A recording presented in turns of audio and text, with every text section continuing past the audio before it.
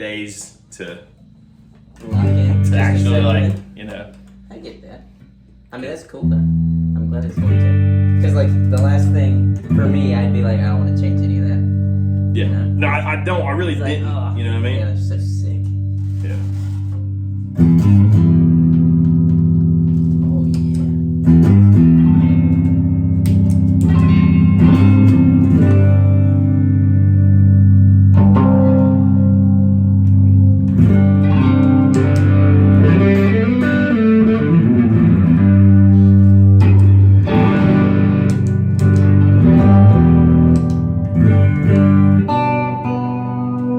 Hell yeah, brother.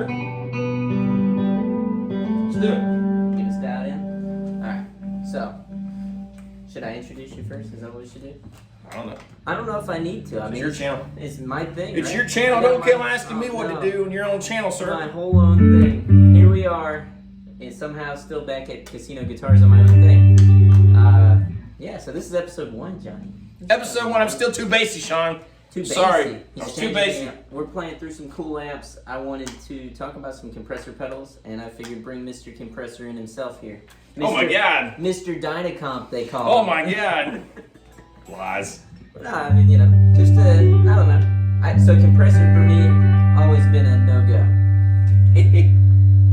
Which is I kind of think- funny. It is kind of funny, you know. I'm a big pedal guy, and I don't think too. I'm like, I don't know. It's just never hit. I've had them all. I have a compressor history. Like so I never had a compressor playing. Okay. Right. And then like so when I came up playing, man, it was super cool. This is gonna sound ridiculous. You're gonna be like, this is not true, but it was true. Like I was playing through amps. Yeah. Shitty amps. Hell yeah. But I mean, like, so many people in that early 2000s around where I was. This might have been different other places, but like, you know, Hamlet was not the tone capital of the world. It was like if you had a PV, you were a business. You know what I mean? And so I never like early on had like a tone mentor. Do you know what I mean? I know exactly. I was just like a wash in an ocean of like horrible gear and tone.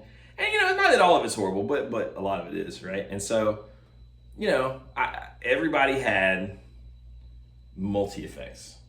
They weren't amp modelers yet, but it was like the GNX4. Yeah. You know what I mean? Like it was all the made to be boss plugged stuff. into your amp, right? Yeah. And some of them you could, you know, I guess plug straight to the board or whatever. But so I had a bunch of that. And because, you know, I remember opening for this like kind of big band. They just got back from like Brazil touring. They were like a Christian rock band. Like me, I'm like, you know, 19 maybe or something or 20. Yeah. And we go to play for them, and this dude had like the newest like Boss like multi-effects thing. It was like bright yellow, and I was like, oh my God. You know, and everything was kind of switching from rack units. It was like they put the rack in this, on the you know. floor. Yeah. They're like, here And you I was go. just like, and I had a few individual pedals, and I was like, these sons of, you know, I just hate it. I just like felt like trash. I was like, what a peasant, what a poor with my, you know, So, few, right? Yeah. What's great? I'm bored. Well, what I love talking to you on stuff like this is, and we'll get back on the compressors, is like, so me and Johnny grew up in very similar like circumstances and similar areas. Yep. So everything that he experienced, I just experienced that in like the 2010s in its own variation. Right. What it Maybe was like the next cycle of it, you know? Everybody had like these PV Viper 2 amps that had like all the effects built into it. And like no one like I didn't know what a Kemper was. Thank God I'd sort of moved to the next, you know, thing. But I remember my students getting PV Vipers and just being like, I thought it was the tits, dude. I was like, look, Well, all the effects are right here. I don't need any pedals. Listen, let me tell you, young people, some things. Back then, there was the PV Viper and there was like the Johnson J station. And you know what they said? Man, these things are 99% there. Like, we're not going to need tube amps. Like, man, you can't tell it. They're so close now. Wait, Modeling's so close. I've heard something just like this before, Johnny. And I was like, oh my God, I just need a J station or a Cyber Twin, you know? But, I mean, it was such a thing. And I mean, yeah, they're much better now. But I mean, people were getting okay tones out of that stuff. Anyways, all that stuff to say. So in my like GNX4 by Digitech, you know, there'd always be a compressor setting, and they'd be like, yeah, I need a little. So you just turn it up to 3 or 4, and I didn't even know what it did, why it was there, right? Compression. It made it Well, once I saw like the light, I was like, okay, screw this, and I started buying individual pedals. Well, I bought a Dynacomp, and I was like, this is the biggest piece of garbage I've ever, like, you know what I mean?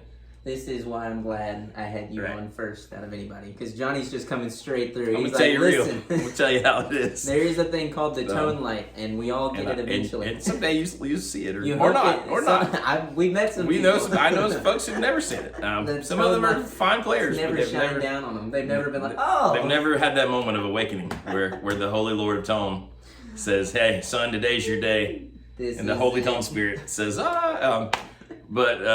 Exactly. So I was like, okay, compressors, I don't need one, right? Well, then I moved to Nashville. We're fast forwarding a lot, right? Like I played a ton with no compressor forever. Well, I get to Nashville, right? And it was like, oh, you got to have that country sound. You got to have a compressor. So I went into a pawn shop and I bought another Dynacomp. And it was like fine, but it was like a very particular sound. You know what I mean? Like it only sort of does the squashed, like country thing. And it was fine for that, but like that's not really how I play. Like I learned enough in Nashville to get by, right? Like the faux chicken pick, but that wasn't like me, you know what I mean? And so I'd say you're. I'm okay at it. I was gonna say like you're pretty damn good. It's just not my bass playing style. Well, I remember coming to the shop probably 5 years ago now, and my first experience with a compressor was a Dynacomp, and I went with my friend Tommy to the Guitar Center in Raleigh, and we plugged it in and turned everything all the way up. Horrible idea. God-awful idea. Now, Tommy might watch this, and if you do watch this, Tommy, let me know in the comments if all this is accurate, because I roughly remember us playing that in an octave pedal and thinking, you were like, oh, the Dynacomp's sick, and I was like, this sounds terrible. It's like, I don't know what it's doing, but it's not doing it. Most people, I think you plug in and you're like, I don't know what's happening. Because like, when I first started buying pedals, I wanted like really, I wanted a flanger. I wanted to go, wow. Like not a subtle thing. Yeah. So anyways, I buy the Dynacomp and I'm like, okay, I don't really love this. I get rid of it again. Yeah. But at the same time, man, and this might have, some people might have known all about this. These things might have existed, but that was when I remember singing a JHS Pulp and Peel. Yeah. And it was like, oh, this compressor. And the great thing about it was that it had a blend knob. Yes. And it was like, oh, you blend your drive signal back in. And then right around the same time, everyone, it seemed like, suddenly had a Wampler Ego compressor. Yeah. Right? Everybody was kind of ditching their Keeleys, Yeah.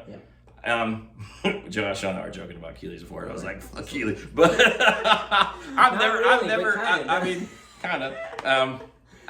had one. I gotta confess, they're like a storied, legendary brand, but I've never had a Keeley pedal that I like bonded with. Same. I always get rid of them. No, I've never owned the compressor, but here's why though. So everyone had the Wampler, Now I was poor still, like now. So to that too, who was the first guy that played the Wampler? And the Dynacomp thing, I had talked to you about Dynacomps, and you were like, yeah, I've never liked them either. And then I think we did talk about this, but you talked about the Ego. How did you find out about it first outside of like the Nashville thing? Wasn't there like I know like Brad Paisley was using it, right? Like that was kind of a thing maybe. But I feel like there was, I knew about it mostly because the guys I was seeing around town were playing it. Yeah. And then, by this point I was watching gear stuff. But I just remember hearing about the blend knob, and then I realized that, and this is all plugged in, but it won't matter. I'm just gonna do it. Rip it open. This thing, the exotic SP comp, which was much smaller. It was cheaper, and it has the blend knob. Like all it has is it has a blend knob, a volume, and a little toggle that says low compression, mid compression, high compression. And I think there's some internal stuff I've forgotten. I knew all that when I bought it, but anyways, I was like, okay. Blend knob. I bought that, and then for years, I'm talking years until I moved back here. Yep. And then years into that, I had that on my board, and it was on 100% of the time. Well, damn. That's crazy. I didn't know that you used that so long. I thought that you'd like bounce between that and the Keeley a lot. Because for me, so I got a Keeley at the house, the compressor pedal. 400? Yeah. Like the newest one with the blend and everything? Yeah. And it's got the switch, the pickup switch. Okay. So, That's cool. Well, I had that. And it was all right, but I could never get it. Like, I was just like, and it's probably a me thing, right? But I'll tell you, I put this thing on here, and it's if it wasn't like strapped into my board like a madman, it's the Fairfield Circuitry Accountant. Yep. Right? Knew nothing about it. It just looked cool, and it came into the shop one day, and I was like, I'll try pay for that. So I bought it, and it was a pre-owned pedal. I bought it, and I took it home, and I played it like once or twice, and I was like, yep, still don't get compression, but this looks cool, so I'll throw it on the shelf. So I threw it on my shelf, and then I was messing around with the Big Muff, and I was like, damn, okay, so, I love this sound. And then I was like, well, how the hell do I get, I was like, why? It was like, I played it one time at the show, and I used to use the Big Muff, the actual full-size Big Muff all the time. I know. I was just, you gotta have the biggest muff. If you don't have the biggest muff, what are you doing? So I had that, and I always felt like sometimes they get a little lost in the mix. I didn't feel like I was getting like the cut that I needed sometimes. So I was like, well, whatever. So I took it off, and I thought about it. I was like, I wonder, because I've gotten a little sharper with the recorded stuff. I was like, what if I use that compressor after the Big Muff? And with that, I actually did get a pretty good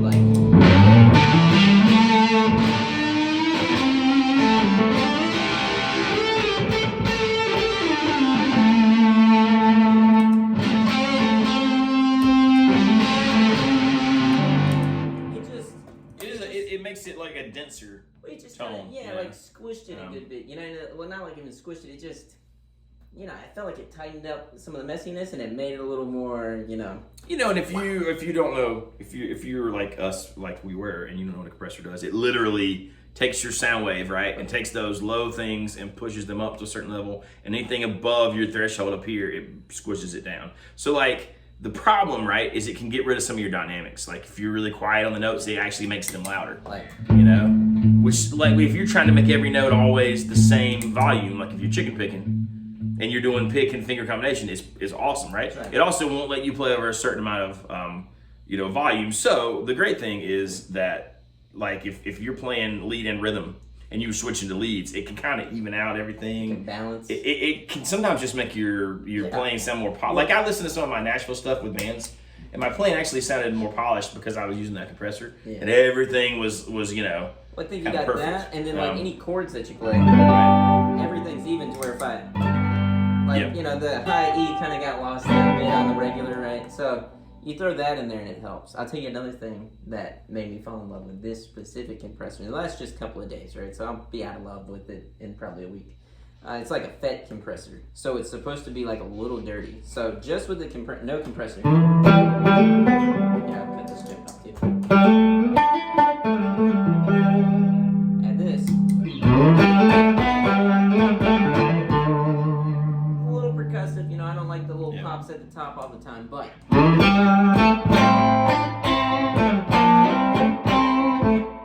don't mind. I forgot this. You just reminded me that the dirty compressor I used to have before Nashville, and I used this a lot too. It was the first thing I ever bought in a NAMM show. I'd gotten a pass from I don't even remember how I got to go. But anyways, Pre-Casino Johnny NAMM. I bought. He was a party animal. Ridiculous times. I bought a Pigtronics Philosopher's Tone, the big one that had the auto swell and you can make it dirty. There was this ginormous one. It was not. It was something. I don't remember what it was called, but it was it wasn't the little compressor that Pigtronics made. It was the big blue and white one. Why I thought I should spend $300 or $400 on that, I don't. I was just Well, it's like having the biggest muff. It was like having the biggest muff, and so I had a third of my pedal boards taken up by this giant compressor thing. Kind of like this stupid big muff. Kind of like your stupid big one. A lot like that. They but make less the useful. Small versions now. Way more subtle. But you could kind of use it as an overdrive because you could. I mean, you could do that. It with gets compressor. dirty. Well, that's where this one, and that's the other thing too. And this is totally not like a shill for this company. I never talked to these people at all. But I just think it's a really badass thing, and it made me actually enjoy compression. Right? If I throw it all the way to as dirty as it can be.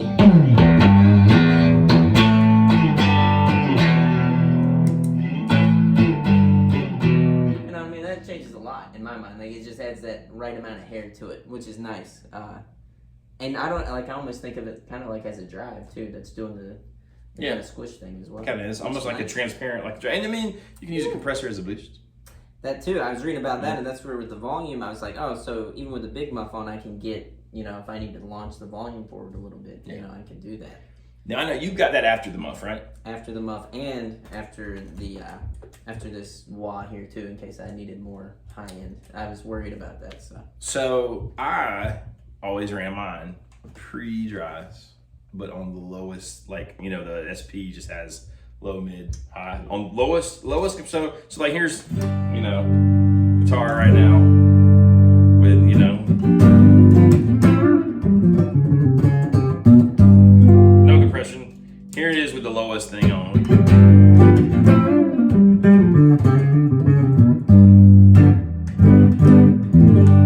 So you can hear kind of how it changes it, no compression. But it's a really subtle change. Really subtle. That's nice though. What are you like 50% blend too, right? Yeah, so like almost noon. Probably more like 1 o'clock blend, right past noon on the volume. But what changes, right? So like here, I'm running a Celtic Effects Aegis. Here's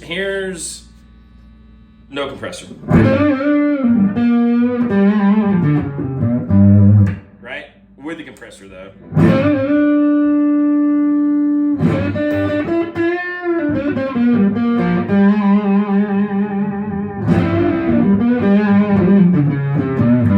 It just smooths that out a lot. So if I try to play that without that, it's thinner. You hear that? And then if I stack them both with the compressor, man.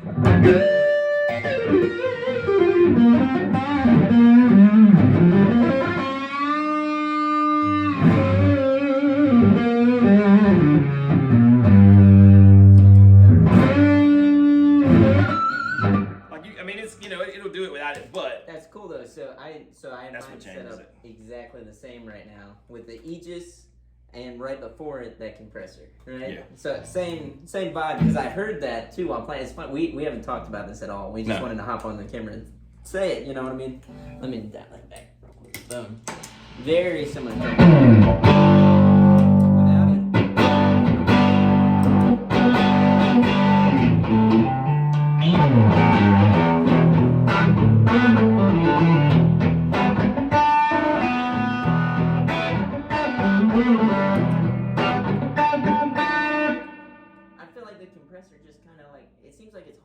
Together just a little bit more. It does. Well, if you're trying to play a big part, you want kind of like the gain stages, and you need like a real scene, like the note just kind of like you can lean into it. Especially like I'm plugged into a super reverb that I didn't mess with at all. I didn't take the time to like set it or do anything. It's still darker than I would probably want it. Part of that's these pickups, but like my experience, like Nashville, right? Clean amps couldn't always be super loud, so it's not like I was getting any natural compression. So in my brain, most of what the SP on low is making up for is if my amp could be louder.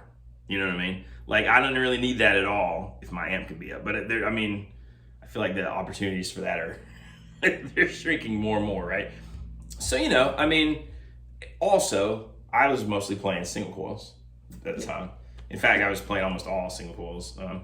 Not all the time, but pretty close to it.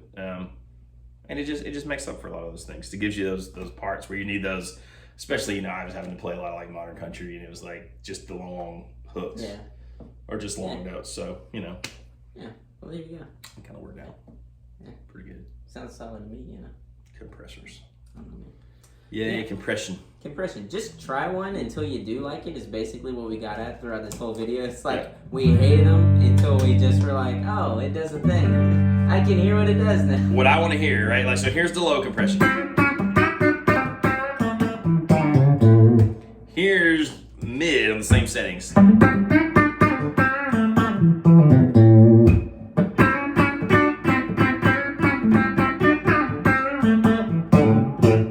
Here's high, same settings.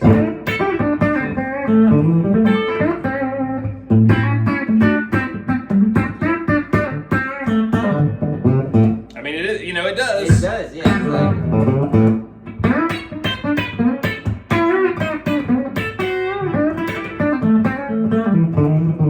The high is really fun. The high is like, woo, that's like super squish. That's that's like, that's just like, I don't know if hopefully it translates to camera, but I think it should, It probably, if I was going to put it back on now, and I probably kind of want to after we've talked about it. Yeah, I might would set it like that and just not leave it on all the time. you know, like, and just like when I'm playing clean, get to it. I'll tell you, I love it now. So that's all I can say. I think you should. I think everybody go out and you know what? I think here's the key too. What really sells a compressor for me, and we are both doing this right now. They're the smallest compressors you can buy. I mean, they're tiny, you know. I mean, well, there's also a mini Ego now. There's like there's a small size, smaller. It probably is. Anything if it's smaller, because then the whole like, well, it's taking up a whole spot on my pedal. No, I mean literally, it's like okay. You can even turn it sideways at the top and probably put it over other pedals. Baby. You know, what I mean, it's not a big deal. I mean, I think I would appreciate the Dynacom more now if I wanted to just do that sound. Well, I've thought about that too, right? Because like I haven't played one since then, because I was just like, oh no, and then we talked in the store here, and that's where like 4 or 5 years ago I played that pedal like 6 or 7 years ago. Then I talked to you in the store, and I was like, yeah, man, you had one in the store, and I was like, I don't know, it's not my speed, and you're like, no, I get it, you know, I never does the played, thing. you did try something else like this or that. I was like, oh, yeah, cool. Anyways, there you go. What are you gonna do? Well, that's it for like episode number 1. We're gonna do more of these. I'm gonna talk to more people. Me and Johnny might talk a lot more. I don't know. We have like an ongoing dialogue of being in the tone light and never stopping. You know, like just. I'd be like the random guy on Rick Beato that's not Ritual. The other guy. The other one. I think he's like a thing. I think he fixes guitars and stuff. But I'm always like, I never quite like. I think he does like fancy guitar repairs. I don't know. No disrespect to you, sir. I'm sure it's very important. I just feel like that's my role right now. That's how they feel about me on the casino channel. They're like, who the hell is that guy? I'm like, I'm just the dude. What are you gonna do? That's okay though. I love being the dude. All right. Well, this is what it's going to be. It's going to be shots like this in various locations talking to random people. Keep coming back and checking more out. Follow it, subscribe to it, do whatever you want to do to it. I'm going to be posting clips to Instagram too. But go check out Jonathan's channel too. Anybody who hasn't seen his stuff, which I doubt many of you haven't, go check out Johnny's stuff. And I've been on a bit of a posting hiatus, but I'm going to do it back. But there's a lot of good lessons on there. There's a lot of lessons on there. They're good. They're good. And then, you know, a lot of our live performance stuff. I watch them, and I eat them up, and I watch those, and all kinds of stuff. While I'm watching Uncle Larry, I got some Johnny Rob in there, too. It's good stuff. Go check it out. Do it to it. We'll see you later.